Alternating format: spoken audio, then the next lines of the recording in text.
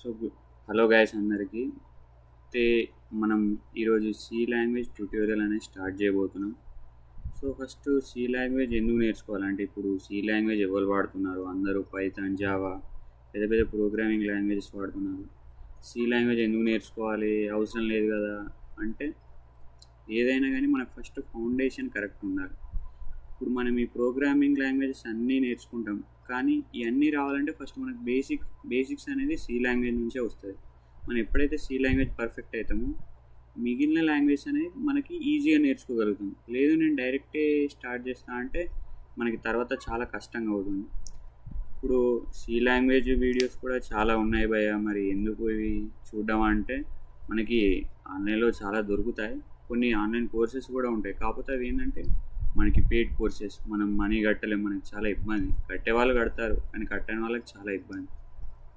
ఇంకా మనకి యూట్యూబ్లో కూడా చాలా ఉంటాయి, కాకపోతే అవి ఏంటంటే మనకి హిందీలో చెప్పడం, ఇంగ్లీష్లో చెప్పడం, అవి అర్థం కాని వాళ్ళు ఉంటారు. అవి వాళ్ళకి చాలా ఇబ్బంది అవుతూ ఉంటుంది.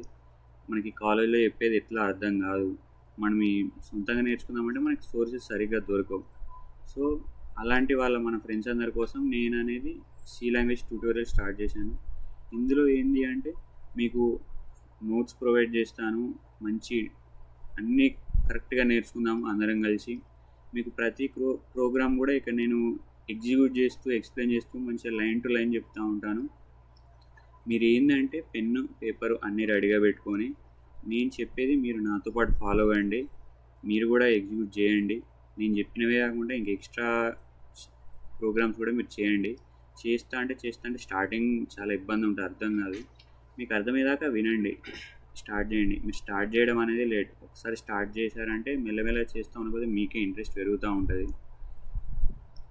తర్వాత చాలా చేయకపోతే ఇబ్బంది అవుతూ ఉంటుంది తర్వాత. సో ఇప్పుడు మనం స్టార్ట్ చేద్దాం.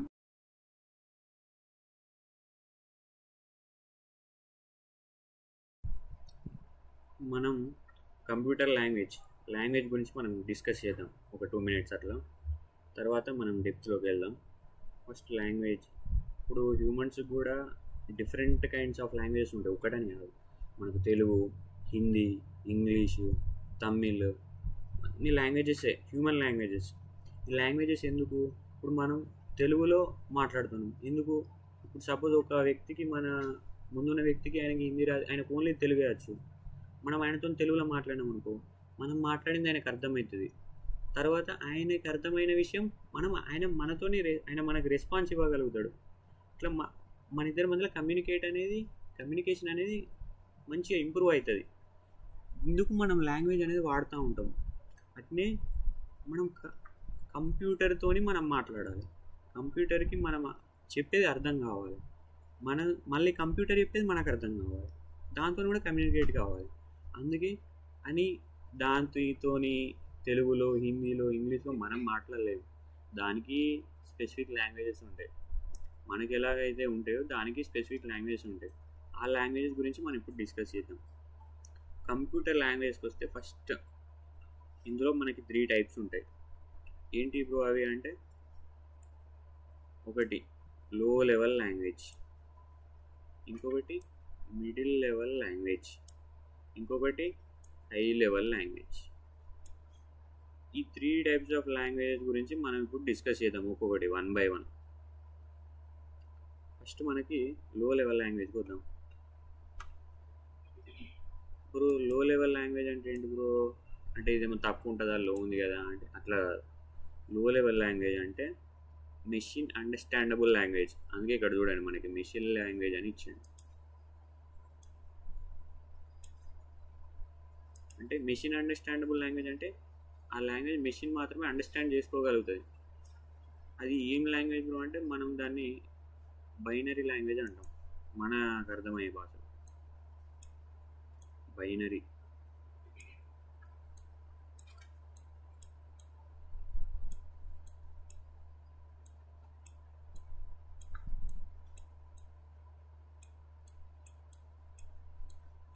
బైనరీ లాంగ్వేజ్ అంటాం. బైనరీ లాంగ్వేజ్ అంటే ఏంటి? తెలుగు. బైనరీ లాంగ్వేజ్లో ఓన్లీ 1, 0 ఈ 2 numbers ఉంటాయి. ఇంకా ఎక్స్ట్రా ఆల్ఫాబెట్స్ 3 4 5 6 7లో సింబల్స్, వేరే కీస్ అవి ఏముండేవి. బైనరీ లాంగ్వేజ్ అంటే జస్ట్ మీరు గుర్తుపెట్టుకోవాల్సింది బైనరీ అనగానే 0 and 1 అంతే, ఇంకేముండే.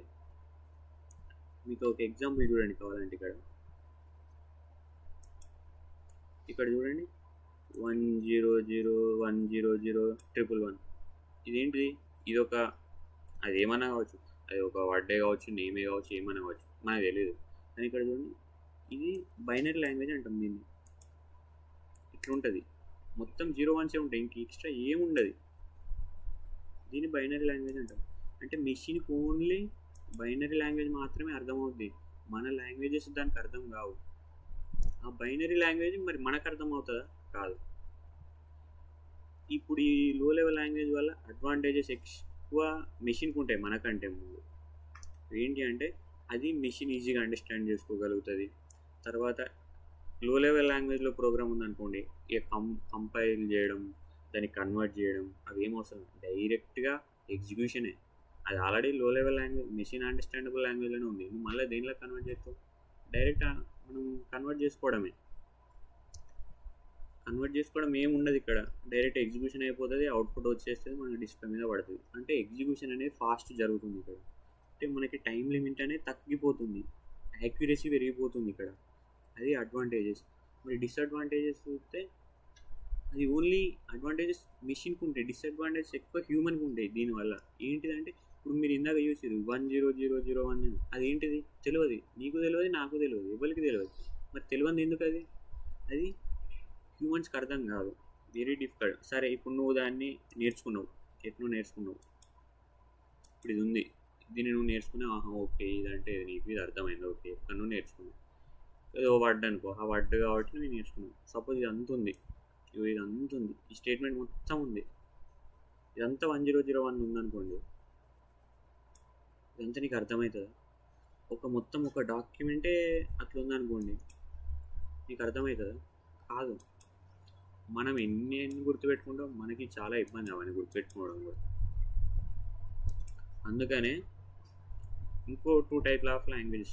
అది ఏంటంటే నెక్స్ట్ మనం చూద్దాం. ఇప్పుడు మనం మిడిల్ లెవెల్ లాంగ్వేజ్కి వద్దాం.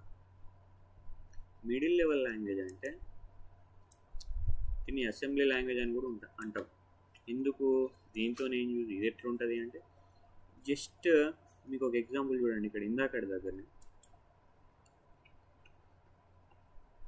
ఈ బైనరీ లాంగ్వేజ్ మనం చూసినాం. ఇది చూడండి, యాడ్ A, B అంటే ఇది మనకి ఎంతో అర్థమవుతుంది. యాడ్ అంటే అడిషన్ జరుగుతుంది. ఇక్కడ 2 లెటర్స్ ఉన్నాయి, A ఉంది, B ఉంది, యాడ్ అన్నాడు, ఓకే. అంటే దీంతో కంపేర్ చేసుకుంటే ఇది కొంచెం ఓకే, బెటరే దీంతో కంపేర్ చేసుకుంటే. అంటే దీన్ని అసెంబ్లీ లాంగ్వేజ్ అంటే కొంచెం హ్యూమన్ అండర్స్టాండెడ్గానే ఉంటుంది. అంటే అంత పర్ఫెక్ట్ అని కాదు, కొంచెం అర్థం చేసుకోవచ్చు మనం. దీనిలో కొన్ని కీవర్డ్స్ అనేది మనం ముందే రిజర్వ్ చేసి పెడదాం, వాటిని మనం ఇక్కడ నిమోనింగ్స్ అంటాం. ఈ నిమోనింగ్స్ కంప్యూటర్కి అర్థం కావు, అదొకటి. ఈ కంప్యూటర్కి అర్థం కావాలంటే ఏం చేస్తాం? మళ్ళీ కంపైలేషన్ అంటే కన్వర్షన్, మళ్ళీ మెషిన్ లెవెల్ లాంగ్వేజ్ అంటే లో లెవెల్ లాంగ్వేజ్ కన్వర్ట్ చేసి ఎగ్జిక్యూషన్ చేసి అవుట్పుట్ జనరేట్ అయిన తర్వాత అది మళ్ళీ మన డిస్ప్లే మీద చూపించడం, ఇది ప్రాసెస్.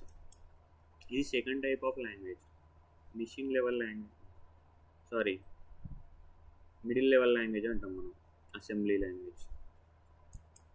దీనివల్ల కొంచెం అడ్వాంటేజ్ ఏంటంటే, మనం ఇందాక చెప్పినట్టు బైనరీ లాంగ్వేజ్తో కంపేర్ చేసుకుంటే మనం కొంచెం అండర్స్టాండ్ అవుతుంది, ఈజీగా మనం రాయగలుగుతాం, అర్థం చేసుకోగలుగుతాం, మనం ఎర్రర్స్ కూడా ఫైండ్ అవుట్ చేయగలుగుతాం ఇది.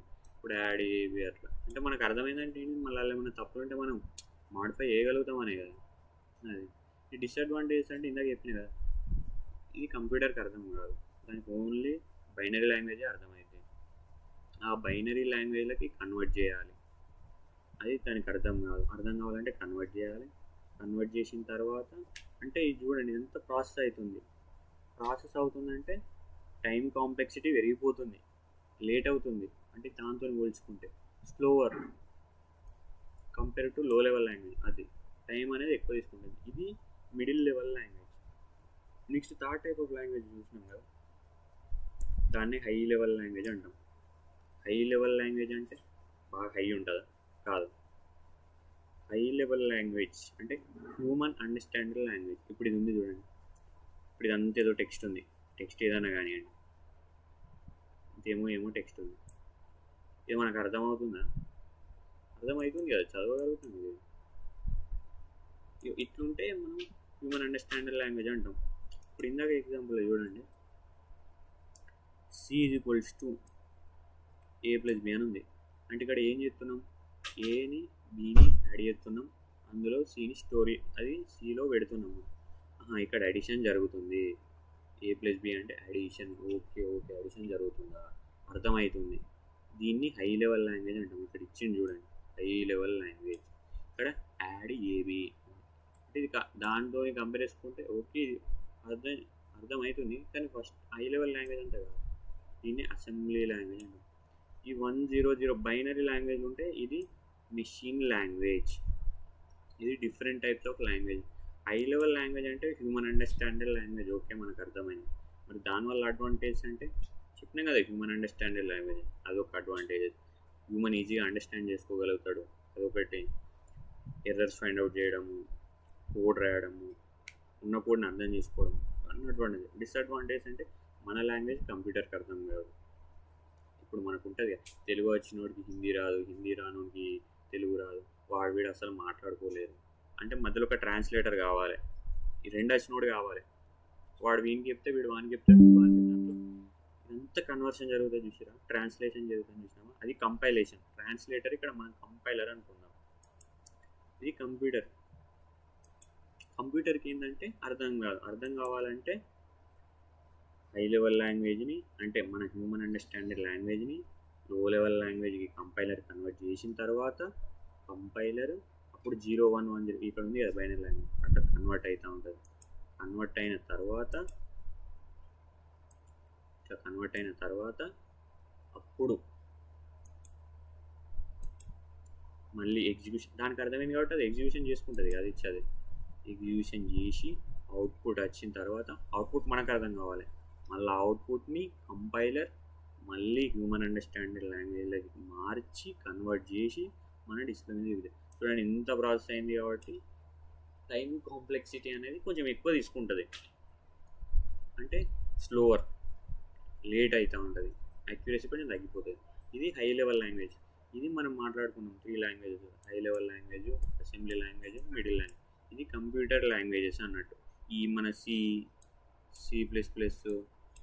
Java, Python, HTML, CSS, Java script ఇవన్నీ ఉన్నాయి. ఇవన్నీ హై లెవెల్ లాంగ్వేజ్ కింద వస్తాయి. అది ఇవి కంప్యూటర్ టైప్స్ ఆఫ్ లాంగ్వేజెస్. ఇప్పుడు మనం మాట్లాడుకున్నాం కదా, కంపైల్ చేస్తున్నాం, కంపైలర్ ఇది చేస్తుంది. అసలు కంపైలర్ అంటే ఏంటి, అదే ఏమైనా టైప్స్ ఉంటాయా, దానికి అసలు ఏం చేస్తుంది, దాని వర్క్ ఏంది, అది ఎట్లా మనం దాన్ని ఎట్లా అర్థం చేసుకోవాలనేది నెక్స్ట్ వీడియోలో మనం చూద్దాం. ప్రస్తుతానికి కంప్యూటర్ లాంగ్వేజెస్ గురించి hope you understand. Okay, next మనం కంపైలర్ గురించి తెలుసుకుందాం.